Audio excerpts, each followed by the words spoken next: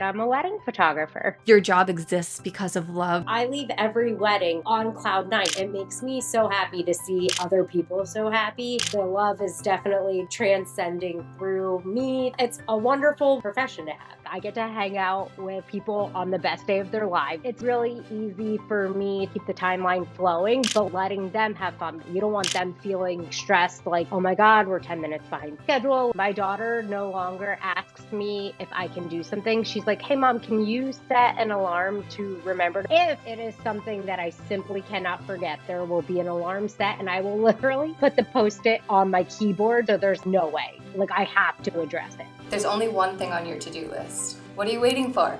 Hit subscribe. The To-Do Show, the To-Do Show, the To-Do Show, the To-Do Show. I'm so excited to talk to you. When I was meeting you in the context of you being my photographer, I didn't get to interrogate you, which Interrogate away. So how do you normally answer the question, what do you do? I say that I'm a wedding photographer. That's pretty straightforward, yeah. Except looking at all of your many myriad of to-do lists, clearly that doesn't entirely capture the huge picture. From these lists, and from my knowledge of being a freelancer, I'm guessing that your time is distributed between like admin / marketing, actually doing photography, and then editing. Would you say those are the three main piles? 100%. And editing is the beast. Editing takes me forever. So you have a very specific style, which is why I reached out and love your photographs, but I can imagine that means it takes a lot of extra time. Your style is, would you describe it as moody? Oh, 100%. Moody. I love like my very dark vibes, but yet it's still colorful. And I am all about those types of, what's the word I'm looking for? Just like darker, and which is funny because Saturated. yeah, because it's funny because not many people think, oh, that's what I want for my wedding. But then like my people get it.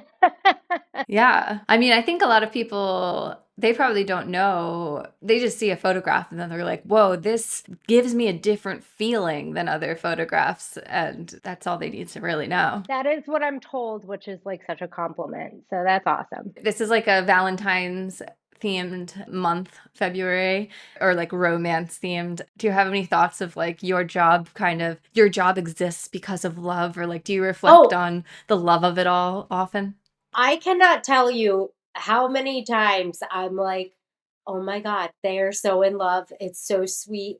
And then I go home and I like look at my husband and like it helps me be kinder to my husband. I'm like, oh, Aww. like I guess I love you too. But it is just constantly witnessing like the vows. It's just like such a beautiful moment to watch between two people. I'm always like, number one, I feel lucky that I get to be there for it because a lot of times people are doing private vows, but it's just the like deepest sentiment of their heart and it's so sweet. And then it leaves you like I leave every wedding on cloud nine. Like it does something to my brain. It's just, it makes me happy. It makes me so happy to see other people so happy. And the love is definitely just like transcending through me. It's a wonderful, wonderful profession to have.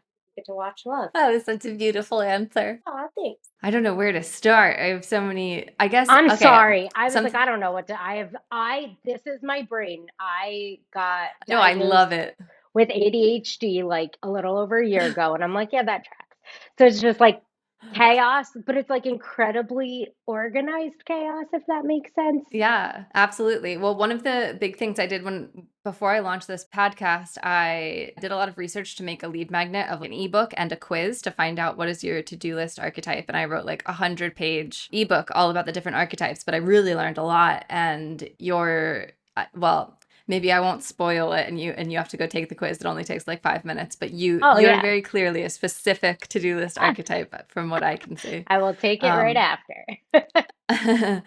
I definitely want to comment that I love one of your to-do list methodologies is alarms, and that you set alarms never on a 15-minute increment. Same for me. I'm like, it's like a pet peeve, 15-minute increments, and everybody makes so much fun of me, and I'm like, no, you're the crazy one. So I feel very happy and validated to have a random number sister. It needs to be an odd number. It cannot be a 5. It cannot be, well, obviously a 0. Wouldn't be a 5. I mean, wouldn't be an odd number, but yeah, that is how my brain works. And if it doesn't get put, if I don't set an alarm for it, it's not going to happen. My daughter no longer asks me if I can do something. She's like, "Hey, mom, can you set an alarm to remember to bring my kickball after school?" I'm like, "Yeah, we'll see how it Oh, works if I remember it or not." that's awesome. I love that. Okay, something I've always really been curious about with wedding photographers. Obviously, there's like so much emotions of the couple on the day. How do you create space when there's all of this admin and logistics and timing and blah, blah, blah to make sure that that moment that you like, especially when you're going off and doing the more like artsy pictures together, that that Mhm. is a time that feels spacious and full of love and romance and connection? Like how the hell do you do that? All right. So I am, as you are aware, because you've been through the process, I am incredibly detail oriented, and I will have a call with all of my couples prior to the wedding, and I will make a list, I'll make a timeline, and I will have like all the nitty gritty details sorted so that it's not a question of like the day of like, hey, where do you want to do this first look? Where do you want to do your family portraits? That is all predetermined. Sometimes, we have to shift based on the lighting, and that's totally fine. But then that I find I will literally have a printed out list with me, and I will have a pen, and I'll be marking off every shot as I get it. And that helps me, like, okay, now the next 45 minutes of the day, I am free to like just be creative. And honestly, I love my job. Like, I get to hang out with people on the best day of their lives. They're in the best mood ever, and everybody's just like having a good time. It's really, really easy for me to kind of like behind the scenes keep us on task, keep the timeline flowing, but like still outwardly like having fun, letting them have fun, because essentially that's what you want. You don't want them feeling like stressed, like, oh my God, we're 10 minutes behind schedule. Like, I keep that all on the on the DL, and I'm like, we are good. Like, we're having a great time, and just keeping them comfortable is like basically my main goal. If you can sense, let's say a bride is getting very stressed and in her head and like not being present, do you have any tricks to kind of like Yes. bring her back to the moment? Yep. So, oftentimes prior to the ceremony, they kind of get in their own heads about like, oh my God, like everybody's going to be looking at me. And I'm just like, hey, I tell this to everybody and I mean it. And from experience that happened with me, I was also nervous. You walk down that aisle, and once you get up there, everyone disappears. It's just the two of you, because the two of you are truly all that matters. So I'm able to like kind of pick up on cues when I, can sense that they're like super nervous. Sometimes they straight up just say, like, I'm feeling really nervous. I'm like, it's going to be okay. We're here. It's happening. We're good. You're getting married today. Like, that's all that matters. So I try to like have that calming presence and reassure my couples, even if something goes wrong, you're getting married. We're all good. It'll be great. And that's just kind of how I approach life. I'm always just like very, very go with the flow. So it's like whatever comes our way, we'll deal with it. We got this. That's awesome. Yeah, that seems like a prerequisite personality requirement for being involved in the wedding industry, like to For just be sure. able to let things roll off your back and go with the flow. 100. I'm like, oh, we're totally changing the schedule completely. We'll flip it around. I'll go do the guys, get their shots, come back to you. One of my brides, I loved her. She was hated her bouquet. And so she's just, I'm going to need a minute here because I'm going to redo my bouquet. And she literally took scissors to it and fixed it, and it looked gorgeous. And I was like, okay, I'll be back. And Nice. you got to be flexible. So as much as like I have my list, I can still be flexible with like when we're getting the shots, but I'll still be making sure I'm crossing them off. So obviously when you actually have a shoot day, that takes top priority. But then in the rest of your life, how are you generally prioritizing between admin, marketing, meetings, editing, etc.? And like, what's the first thing that you deprioritize when stuff gets crazy? I deprioritize my marketing, which probably isn't the best, but like to me, I'm like, that can get pushed. Like I have things I have to deal with in like right now. So I would say, as far as priority, I have like my inquiries and incoming, questions and people that I'm planning with, like their upcoming weddings, they take the top just because obviously I want to keep booking more and this is how I make my living. So scheduling calls with them. They always kind of are at the forefront. And then once they do decide they want to book me, that process of getting out their contract, their questionnaire, their invoice, all that stuff. So I send that along. And then once I would call that my housekeeping. So once I kind of wrap up my housekeeping, then my focus is on editing. So, like I said earlier, my process is super slow and I have tried my hardest to be faster, but I am too anal. Like the little details, I'm like, nope, I got to go in and fix this. It's going to bother me. And I edit my gallery like 2 to 3 times. It is ridiculous.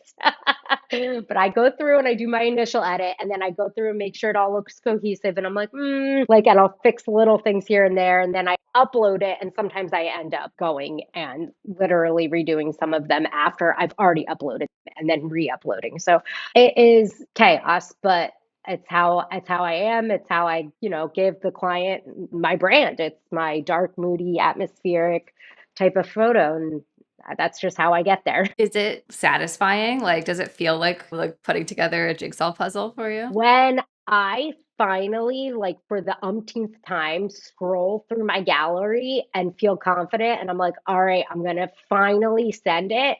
Yes, it is incredibly satisfying. Nice. Do you do anything to keep yourself entertained while you're in that editing process? Like listen to music or a podcast, or are you like so zoned in? Oh, no, no, no. I read over 50, maybe over 60 audiobooks in the past year. Nice. So I am deep in that audiobook world. I used to be a podcast girly, but like I'm like, what? I'm gonna switch it up a little bit. And I love Libby, the library app. I don't know if you get, Yes. yes, okay. So Libby, you get all your free audiobooks and that is my jam. So I just kind of like zone out. I'm get into the zone and I'm editing and I'm listening to my audio. Sometimes I have to rewind because I got a little too into my editing. I'm like, wait, what's happening? But yeah, I definitely need something on. What's your genre? Are you ever listening to like wedding rom-coms while you're doing it to like really get in vibes? Or are you listening to like true crime? Like Nope, I'm the dark moody is just like a perfect representation of my soul. I'm listening to thrillers, horror, like Stephen King, like all that good nice. stuff. So I am very big into like the mystery thriller, like I said, horror. Every now and again, I'll listen to like a rom-com, and I'm like, I can't do it. It's just not for me. Not enough murder in this rom-com. Come on. I know. And then I'm like editing. It's such a stark contrast because I'm like listening. I'm like, I wonder who killed that person. And then I'm like, they're so cute. I loved this day. Yeah, but yeah, that's the juxtaposition that makes Yeah. your thing so epic. Oh, well, thank you.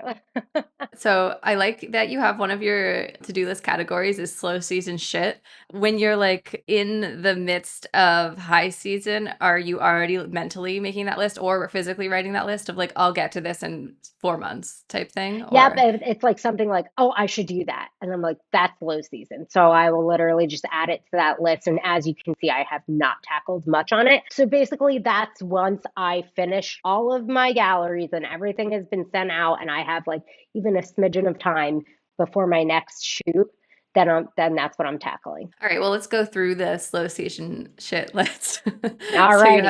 have SEO website stuff. That one's checked off. Did it. All my photos are tagged. All Nice. tagged. Yes. Congrats.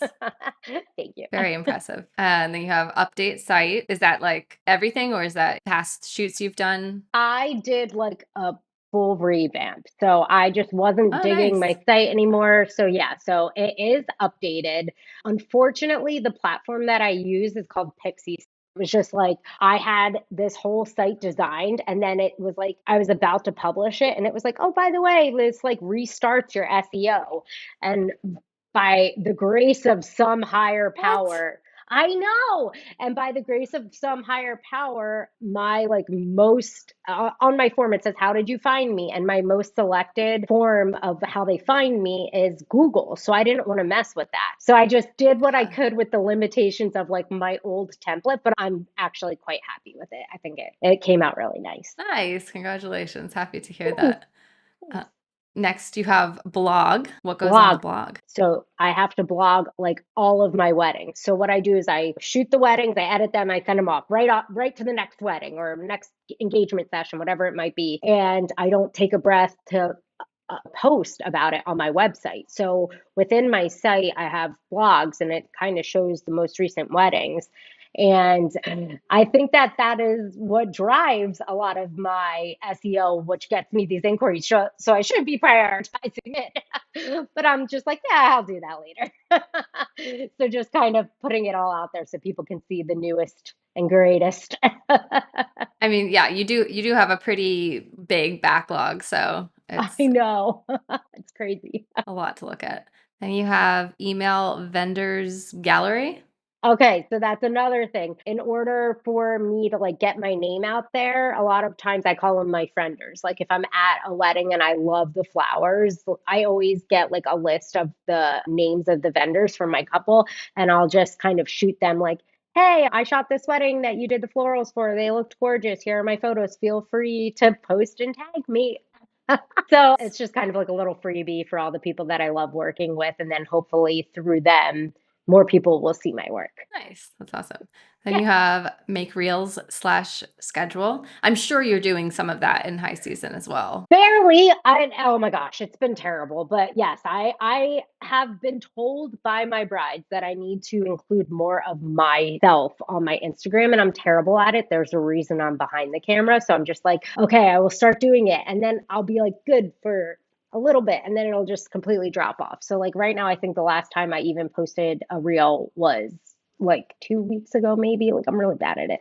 But I need to be better at it because that could potentially be another way of people finding me. You have take headshots. Is that of Oh yourself? yeah, yes, that's right in line with what I was just saying. Yeah. So to just actually do it.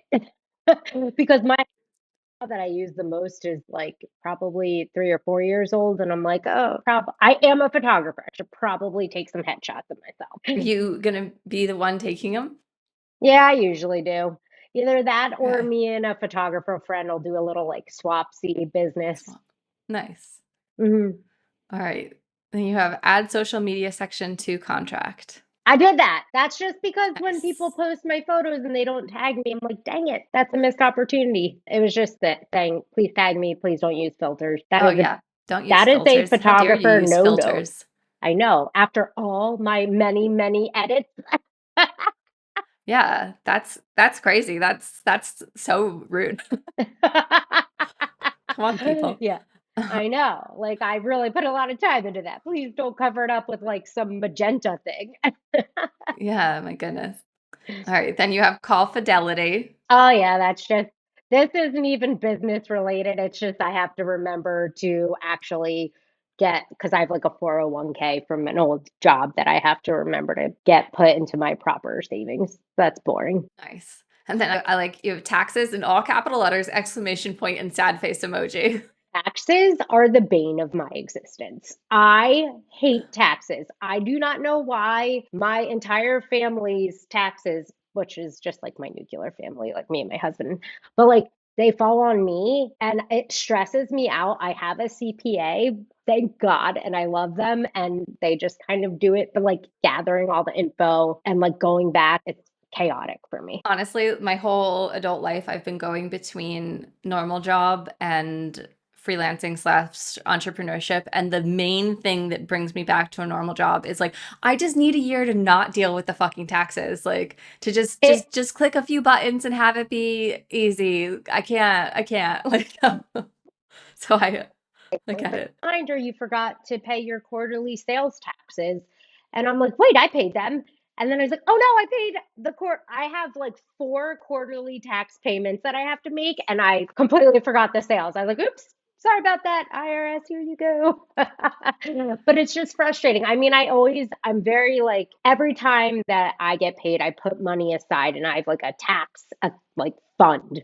So it's never an issue. Like the money's there, but it's just complicated and it confuses me. The whole thing confuses me. Yeah. Yeah. It seems so insane that like it is generally creatives who have the most awful, evil taxes. And it's like, this is the opposite of what our brains were built for. Come on. Like, Like I didn't know. I literally, my husband and I got a notification that was like, "Oh, you owe some absurd amount for net profit tax to the city of Philadelphia from 2018 that's been accumulating what?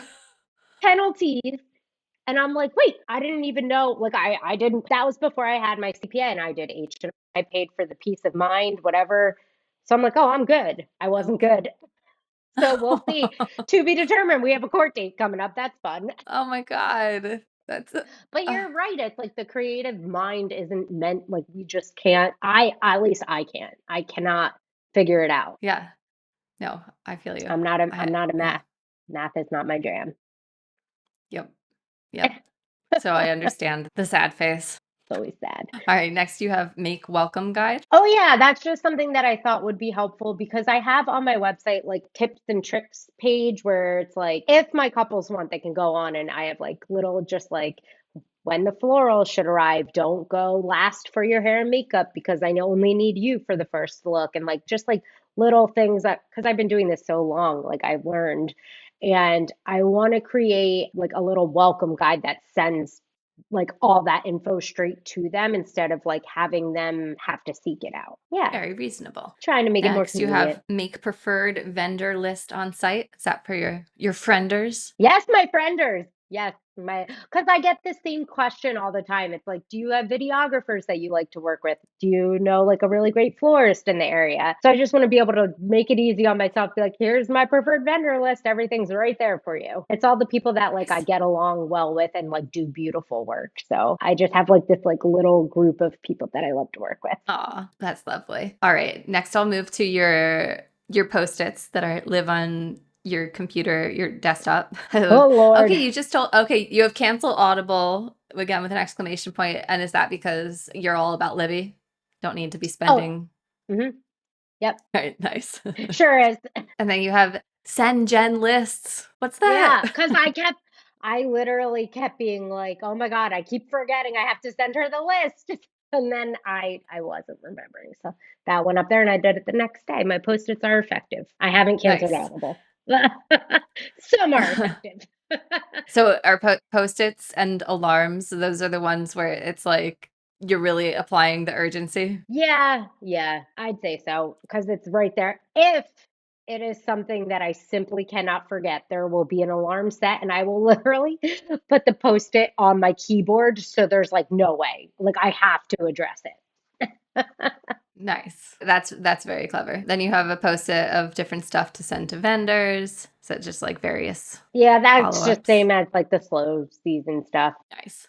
Kind of boring. You sent me a whole separate to-do list of a wedding timeline, and I would love for you to just kind of walk me through that because that's really interesting of like how a wedding photographer actually manages the day. Sure. Okay. So here we go. I always like to start with the ladies getting ready just because we take a lot longer than any guys. So I like to start with the ladies, and I'm a big fan of like the candid. So I'll get all the candid shots. And then in the morning is also when I'll do their detail shots. So I know that you were a little bit different because you had your amazing, amazing elopement. So you already looked gorgeous when I met you that day. But essentially it'll be like those flat lays of the shoes, the dress, the invites, the flowers, the jewelry, the rings, all that good stuff. So I'll get those shots, get her getting her hair and makeup done, hanging out with her brides people, and then getting her dressed and the final touches. So like mom zipping the dress. And then I always like to get like a few moody solo shots of them, like in a window or something, like where I can find dramatic lighting. And then I go and do the same thing for the groom, get all his details. So the way that I work it is when I'm creating a timeline, I start with the ceremony and then I back it up.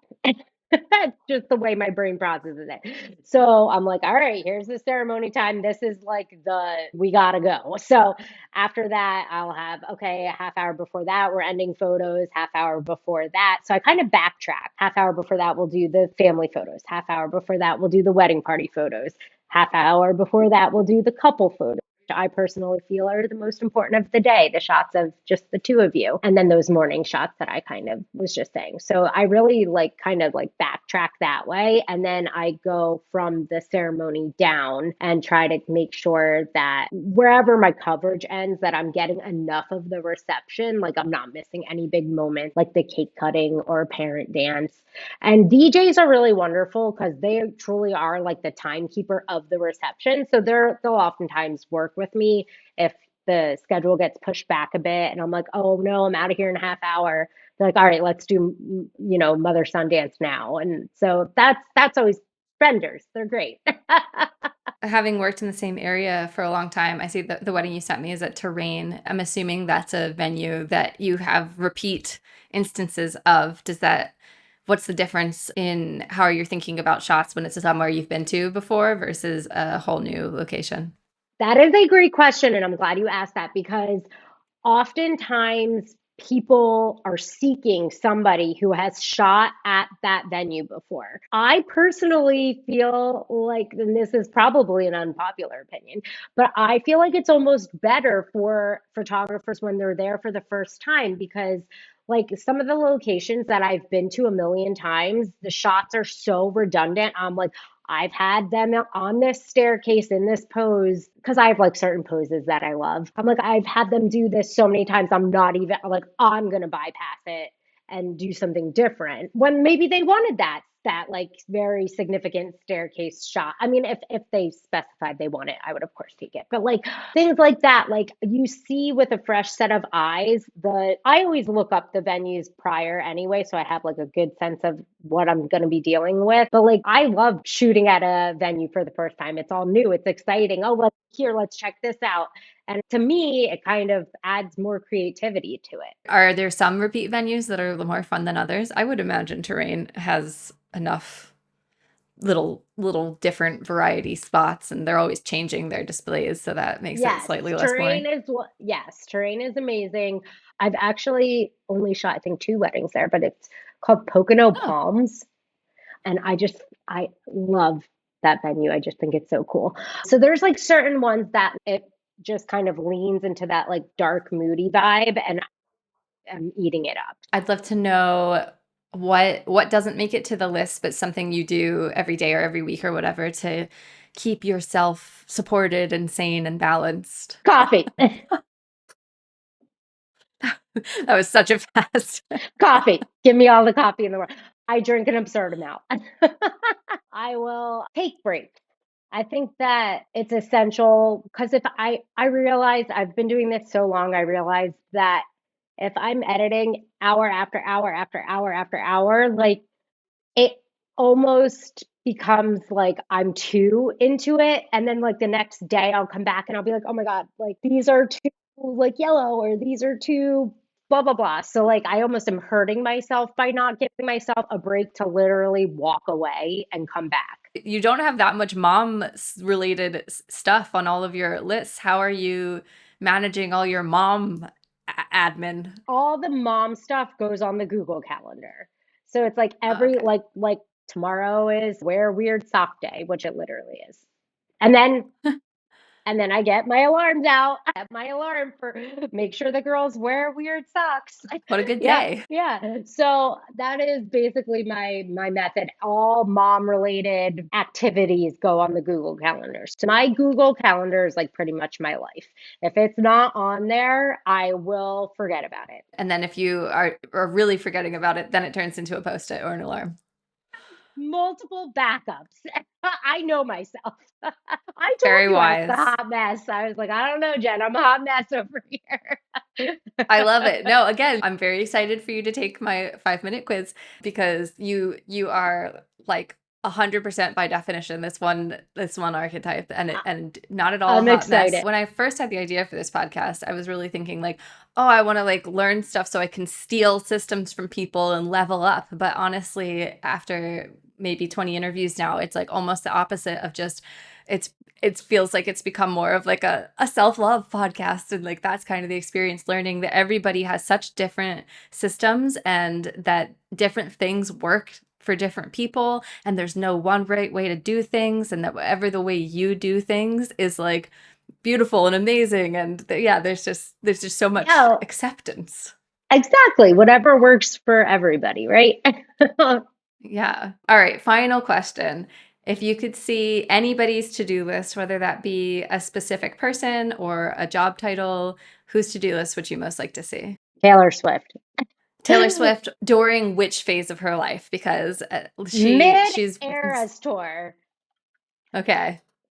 Mid-Eras tour while she's secretly recording Life of a Showgirl. Yeah, like she's just gotta have an insane to-do list. But then what I find so impressive about her is that when she's off, she's really off, and she's off so much more than like the rest of us. When she's not on tour, all she's doing is like baking bread and sewing handbags, and that's amazing. I know. I make her Christmas cookies. And they're bomb and I love them. And my grandmother was like, Taylor Swift isn't cooking. And I'm like, man, she is. I believe it. Yeah, on her last interview tour, she brought her sourdough bread to like every single person who interviewed her. It was so cute. Work-life balance. It's tricky. Yeah. But if Taylor Swift can do it, I think there's hope for the rest of us. Is there anything else that you would like to share? Just that I feel very lucky that I get to have a job that I love and I'm my own boss. Aw. Thank you so much for doing this. It was so fun to talk to you and to get to see your beautiful organized chaos. Oh, beautiful might not be the right word, but thank you. I think it is. It was wonderful chatting with you too. Yay. Well, I hope I get to see you again in life in Yes. person when we move back. If you come hang out with us in Philly and check out your old stomping ground anytime. I would love to. Twist my arm. All right. Thanks, Jen. Thank you so much. Have a great night. You Bye. too. Bye. I'm Jen Tracy, and you've been watching The To-Do Show. If you're curious about how other people tackle their days, and honestly, who isn't, there's another conversation right here that'll probably surprise you. Go check it out. And here's something interesting. There's actually research showing that people fall into 8 distinct patterns when it comes to how they organize their lives. Productivity and psychology experts like Adam Grant and Gretchen Rubin have been studying this for years. We built a quiz based on that research, and people keep telling us it's weirdly accurate. It takes about 5 minutes, and you'll understand why certain systems work for you and why others never stick. Head to thetodoshow.com or check the link in the description to take the quiz. And please, please, please hit subscribe, and you can check that off your to-do list. The To-Do Show.